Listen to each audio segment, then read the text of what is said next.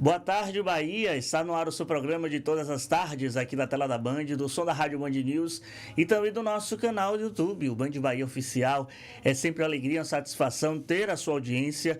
Hoje, que nós estamos comemorando, dia 13 de agosto do ano de 2025, comemorando o dia de Santa Dulce dos Pobres.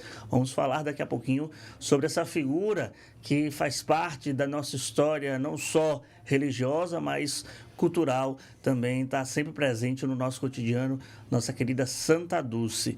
Mas também saudar quem está nos acompanhando no nosso estado vizinho de Sergipe, Aracaju, que está aqui na sintonia da tela da Band. Também saudar todos que estão nos acompanhando na região cisaleira, através da rádio Sabiá 92.1 FM, que passa também a transmitir o nosso programa a partir de agora. Tenho a satisfação de receber aqui na nossa bancada do Boa Tarde Bahia, ele que é cardeal de Setúbal, Dom Américo Aguiar, Américo Manuel Aguiar. Olha aí. Ele que foi o responsável, foi o celebrante do último domingo. Nós fizemos a transmissão da Santa Missa Solene da chegada, dos 280 anos da chegada da imagem do Senhor do Bonfim à Bahia, e já é uma figura conhecida do telespectador, principalmente da Band. Dom Américo, muito obrigado por ter citado o convite da sua agenda aqui, ainda em solo baiano, de poder bater um papo aqui com a gente do Boa Tarde Bahia. Obrigado pelo convite, uma saudação fraterna a todos, como nos ensinou o nosso querido Papa Francisco.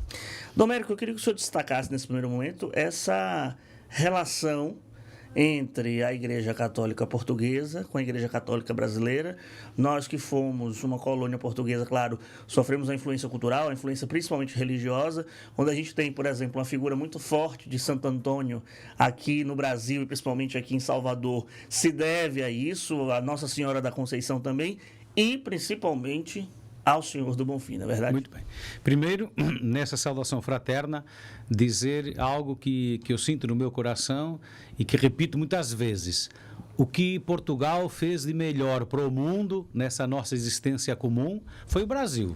E por isso, agradecer muito aos irmãos e às irmãs que nos testemunham a sua fé com tanta alegria, como os irmãos e as irmãs do Brasil. É interessante que de Setúbal veio nada mais, nada menos que o primeiro bispo da Bahia, o primeiro bispo do Brasil, né? O Dom Pedro Fernandes Sardinha era de Setúbal. E a imagem da devoção do Senhor Jesus do Bonfim veio de Setúbal. A Senhora da Guia veio também de Setúbal. Ou seja, a nossa ligação Setúbal-Bahia é umbilical. Aliás, eu tenho pedido, já falei com as autoridades de Setúbal e mesmo aqui com as da Bahia, é preciso criar aqui qualquer coisa formal de irmanação, porque não há possibilidade de maior ligação filial que esta de o primeiro bispo e essa devoção que está no coração dos baianos, do Senhor do Bonfim, e essa ligação intrínseca a Setúbal, que também, quando a gente chega, não tem a dimensão da Baía de Todos os Santos, mas a Baía de Setúbal, com o Sado, é particularmente bela. E eu prometo que vou trabalhar muito para que esta ligação Setúbal-Bahia se reforce e que seja também para Setúbal e para a Bahia uma oportunidade de mútua visita e de mútua colaboração para tanto que podemos fazer com base nessa fé comum. Conversando aqui no Boa Tarde Bahia com o Padre Edson, com o Marcelo, o Sacramento da Devoção do Bonfim, eles destacavam que, apesar da devoção do Senhor do Bonfim ter vindo de Setúbal, aqui no Brasil ganhou mais força. Eu queria entender essa correlação. Rapaz, é 1.000-0, 1.000-0, né? Porque assim, mas como é que eu vou dizer? É como coisas da vovó, que agora... A vovó está lá, em Setúbal. Aqui estão os bisnetos, cheios de energia, cheios de sonhos, cheios de alegria. A vovó, a bisavó, está um pouquinho gasta, um pouquinho, assim, cansada com a vida. Mas nós precisamos da juventude, da alegria, da esperança, da fé destes bisnetos, né? Da fé, da devoção do Senhor Jesus do Bonfim, para provocar Setúbal e para provocar colocar em Setúbal, eu penso que é urgente e necessário que nós redescobramos, né, aquilo que são as bases da fé do Senhor do Bom Fim, mesmo a questão das fitas, né? Eu agradeço que me deram sua fitinha. Olha, também, tem aqui a fitinha. Mesmo a questão das fitas, eu vou levar a questão das fitas, vamos também ter fita lá em Setúbal, no Senhor do Bom Fim. Mas é muito interessante a história, né? É muito interessante a história. E Portugal, passados estes séculos, né, é muito interessante que em muitas áreas da nossa vida nós possamos contar com a fraternidade, com o carinho, com o amor, com a dedicação do povo do Brasil. Olha, nós estamos batendo um papo aqui no nosso Boa Tarde Bahia com o cardeal de Setúbal, de Portugal, Dom Américo Aguiar, ele que está aqui em visita à Band, aproveitou para bater um papo aqui com a gente, falar em juventude, Dom Américo. O cardeal foi responsável pela organização da Jornada Mundial da Juventude em Portugal. Como é que a Igreja Católica ela tem se preocupado em atender os anseios, principalmente da juventude? Uma juventude, vamos colocar assim, também antenada no quesito da tecnologia, das redes sociais. Teve uma figura de Francisco, o Papa Francisco, muito carismática, muito simpática. Vide o que foi também a Jornada Mundial da Juventude aqui no Brasil, que foi a primeira visita, uma das primeiras visitas dele após ter assumido o papado, e nessa transição também para a figura do Papa Leão. Olha, em primeiro lugar, evocar a figura do Papa Francisco, né? Ele tinha um carinho muito especial pelo Brasil. Eu sei que os argentinos e os brasileiros têm, assim, umas coisas assim, mas ele tinha muito carinho. E sempre que eu ia nas audiências e tínhamos ali encontros com padres do Brasil, porque no dicastério que trata da Jornada Mundial da Juventude, o dicastério Leigos, Família e Vida, os dois primeiros responsáveis eram brasileiros. O padre Alexandre, de Schoenstatt, e o padre João Chagas, do Shalom. E o Papa sempre nos encontrava, por exemplo, de manhã, a gente se encontrava com ele, eu saudava ele, dizia bom dia, e ele saudava. E depois, virado para mim, dizia assim: agora vou saudar aqueles que dizem bom dia. Né? Ele estava sempre brincando com o Brasil. E ele tinha um carinho muito especial pelo Brasil. Agora, nós tivemos a graça de contar com o Papa Francisco durante estes últimos 12 anos. Agora contamos com ele no céu. E ele teve uma interação muito importante com os jovens, né? Com os jovens, com todos os jovens. E nas Jornadas Mundial da Juventude, de modo especial, nós sentimos como era a preocupação dele chegar a todos, né? Até uma altura que deu uma certa polêmica, quando me perguntaram se eu queria que os jovens se convertessem todos a Cristo com a jornada, eu disse que não. Ora, o contexto era quê? O contexto era da presença de jovens de outras religiões e de outras sensibilidades religiosas, e eu estava dizendo que não queria um certo proselitismo, não era esse o objetivo. Era, assim, testemunharmos a nossa fé. A nossa alegria é que todos conheçam a Cristo, Cristo vivo, e se convertam, e convertam as suas vidas a Cristo vivo. E o Papa Francisco foi um sirineu, né? Foi um sirineu de tantos jovens com tantos problemas, com tantas dificuldades. E olha aí, vou dizer uma coisa, eu, em toda a preparação da Jornada de Lisboa, eu percorri muitos países do mundo e muitos encontros com jovens, mas foi aqui na paróquia, eu acho que Alagoas. Alagados. Onde teve a Madre Teresa e o Papa João Paulo II. Três santos. Pronto. Santa Dulce, São João Paulo II e Madre Teresa. É impossível, né, vencer essa dinastia, digamos assim. Três santos em vida visitaram. Mas o que é interessante? Eu nunca vi jovens com tanta alegria, com o rosto de tanta confiança e tanta esperança como os jovens que eu encontrei ali. E eu partia do princípio que não iam ter condições de ir em Lisboa. Mas eles estavam felizes, confiantes, esperançosos. Aquilo é Cristo vivo no coração da juventude. E nós, às vezes, chegamos na Europa e em países com condições, enfim, diferentes, e não encontramos esse brilho, essa alegria, essa esperança. Isso é Brasil, rapaz. Isso é Brasil. Isso é bom. Agora, também, é uma pergunta que vem, assim, de curiosidade de muitos católicos e não católicos também, pega um pouco da geopolítica, porque quando a gente fala do Vaticano, a gente fala de um país, também de uma relação diplomática. O que esperar do Papa Leão? Olha aí, primeiro, acho que fizemos um bom trabalho, né? Os cardeais, né, fizeram um bom trabalho. E o cardeal Prevost, né, é uma figura, quanto mais conhecemos, mais nos convencemos que fizemos um bom trabalho. Ou seja, qual era o papel dos cardeais? O papel dos cardeais, aliás, foi muito interessante que no domingo antes do início do conclave, nas missas de domingo, o evangelho era Jesus perguntando a Pedro se o amava. Né? Pedro, tu me amas? Né? E antes da pergunta, Jesus diz que tu amas-me mais do que os outros. Esse era o trabalho do conclave. Era os 133 cardeais olharem-se uns aos outros, rezarem e descobrirem qual deles era o que amava mais a Jesus. E nós fomos todos fazendo esse caminho e concluímos que era o Prevost.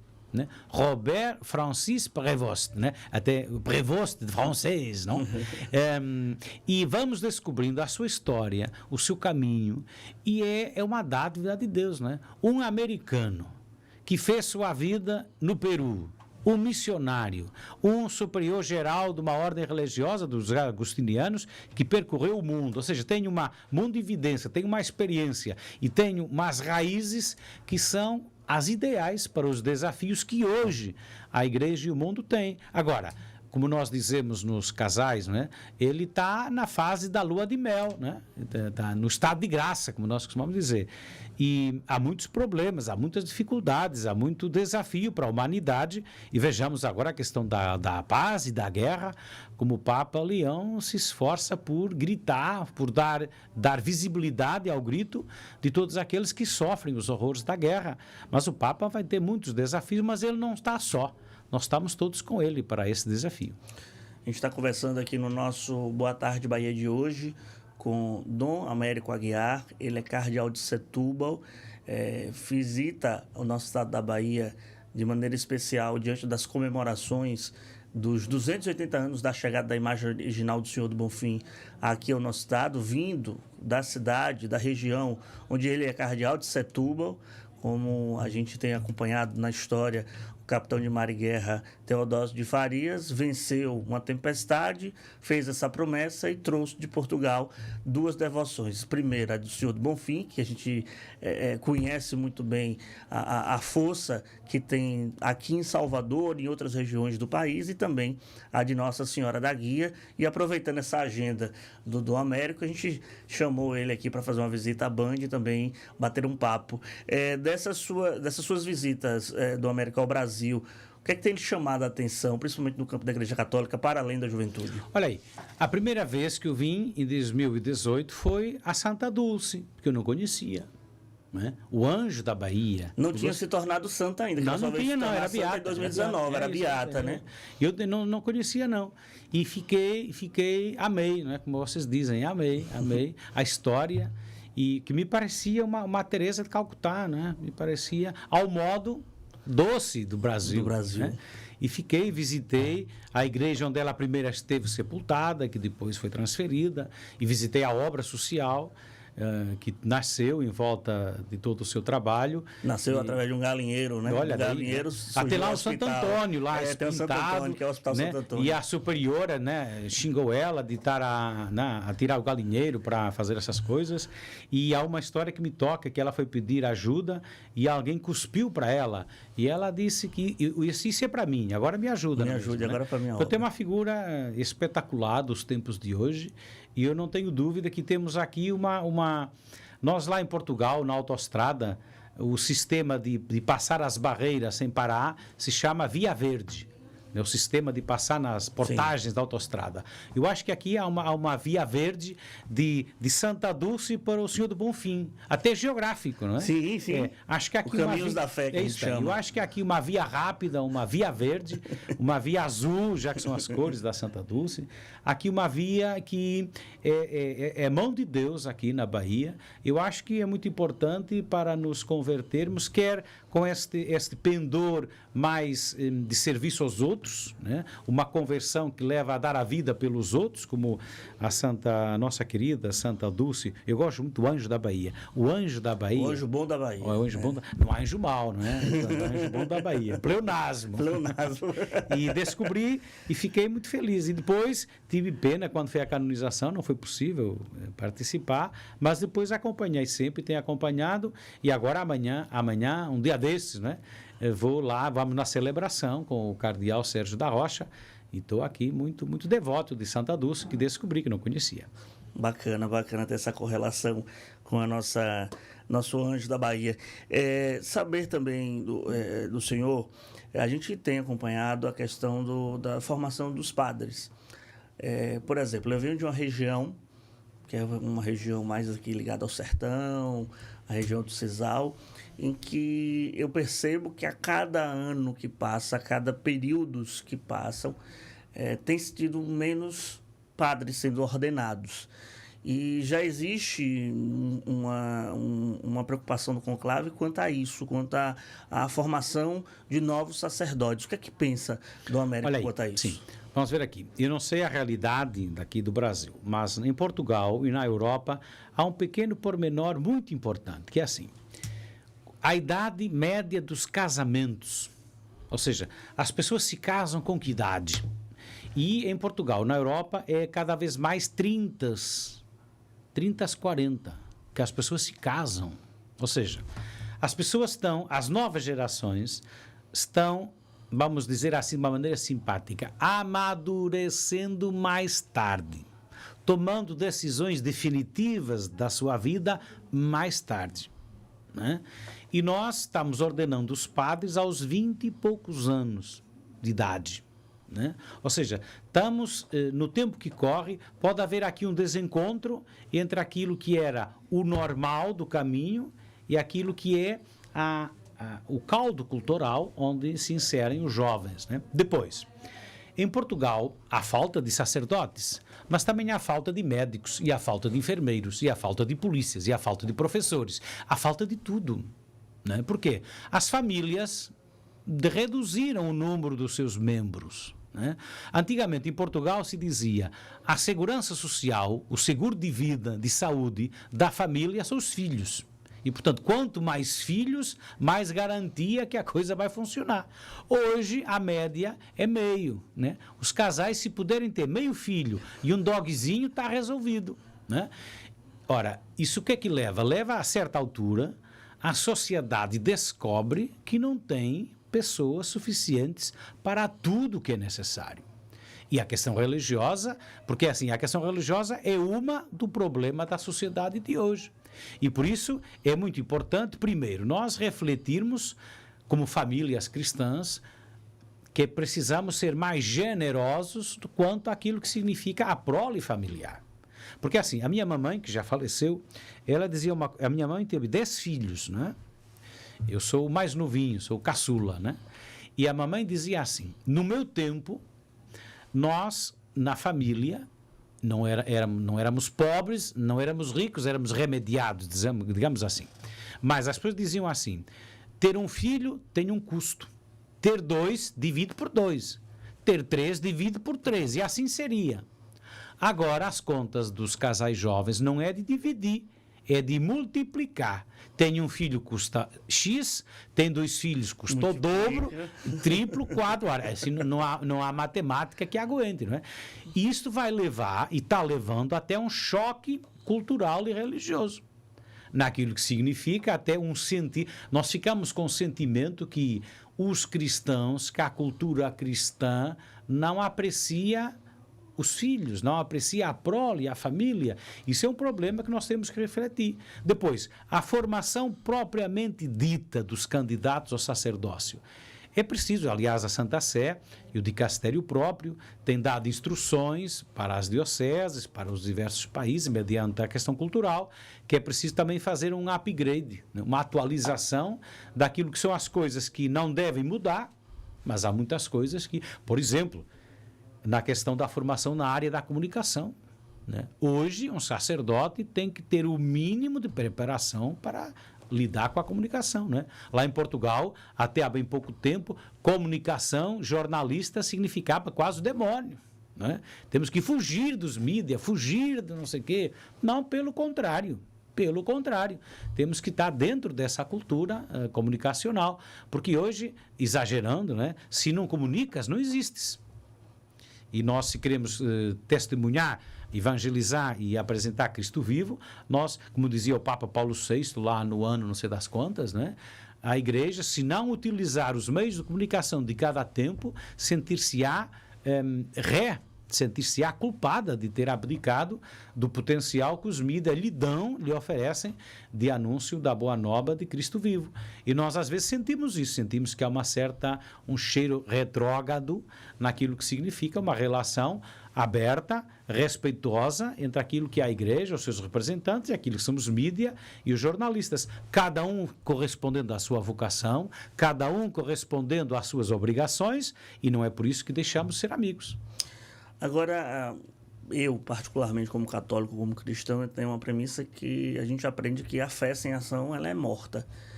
E alguns setores da igreja, às vezes, entortam o nariz, quando a gente começa a debater os problemas sociais em que a igreja está inserida. A igreja está dentro da cidade, está dentro do estado, está dentro do país, e não pode se ficar alheia. Tem um ditado aqui no Brasil que diz que política, religião e futebol não se discute.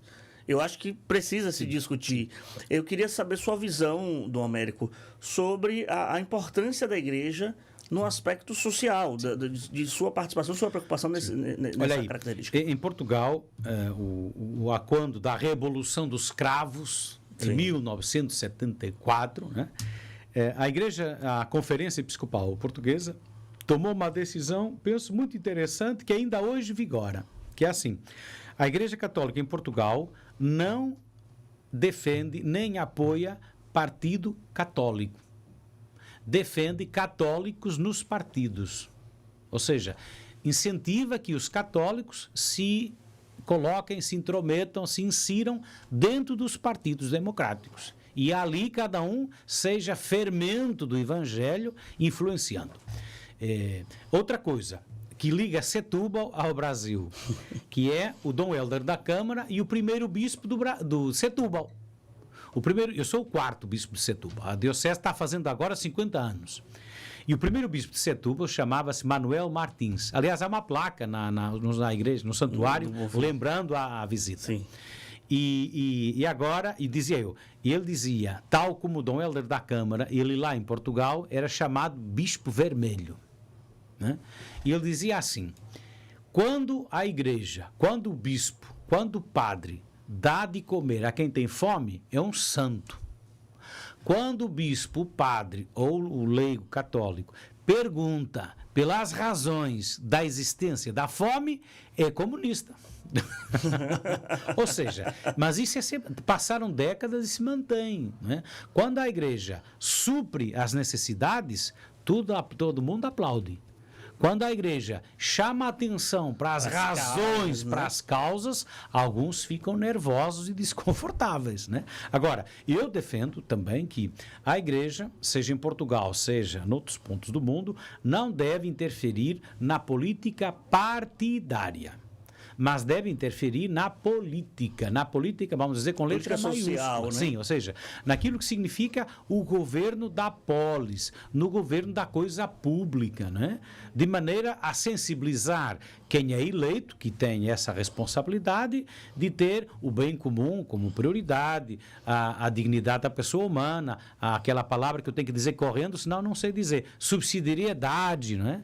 E a solidariedade. As 4 colunas da doutrina social da igreja, nós temos que não deixar de sensibilizar os eleitos, independentemente do partido, que não interessa nada. Eu aqui no Brasil nem os conheço quase, e por isso não é essa a questão. A questão é, nós temos que ser fermento no meio da cidade, fermento no meio da coisa pública, e temos que influenciar as decisões de maneira que, no final, os mais frágeis, os mais desprotegidos, se sintam também chamados às responsabilidades. Dom Américo, eu queria lhe agradecer a disponibilidade de ter vindo aqui visitar a nossa sede aqui da Band Bahia na Federação, e mais do que isso, bater esse papo com o nosso público, a gente falando dos diversos temas da nossa Igreja Católica e principalmente sobre o Senhor do Bonfim, e dizer que os microfones estão sempre abertos, sempre que estiver por aqui pela Bahia, venha tomar um cafezinho aqui com a gente. Olha aí, obrigado, rezo por vocês todos, e peço também que rezem por Setúbal, por Portugal, pelos portugueses e por todos também. Obrigado. Obrigado, a gente conversou aqui no nosso Boa Tarde Bahia de hoje com o cardeal de Setúbal, de Portugal, Dom Américo Aguiar, ele que está em visita aqui à Bahia, e a gente tem esse privilégio de recebê-lo aqui na Band. E lembrar hoje as comemorações de Santa Dulce. Eu participei mais cedo do Band Mulher, na tela da Band, falando um pouco sobre essa querida santinha nossa baiana, e fica aqui o registro, no finalzinho desse programa aqui na tela da Band, desse livro.